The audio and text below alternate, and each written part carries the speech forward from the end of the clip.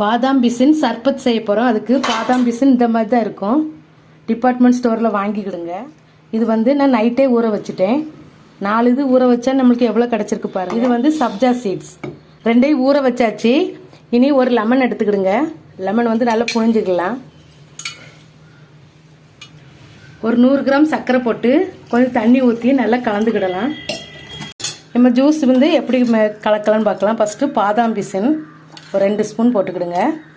அதுக்கப்புறம் சப்ஜா சீட்ஸ் இது ஒரு 2 ஸ்பூனு.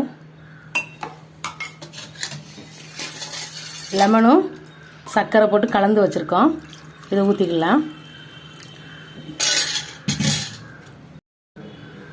குளிர்ச்சியான பாதாம் பிசின் ஜூஸ் ரெடி பண்ணியாச்சு. இதே மாதிரி இந்த வெயில் காலத்துக்கு பாதாம் பிசின் சப்ஜா சீட்ஸ் போட்டு ஜூஸ் பண்ணி கொடுங்க. உடம்ப நல்லா கூலிங்காக வச்சுக்கலாம். இந்த வெயிலுக்கு இதமான ஜூஸ் ரெடி. அடுத்த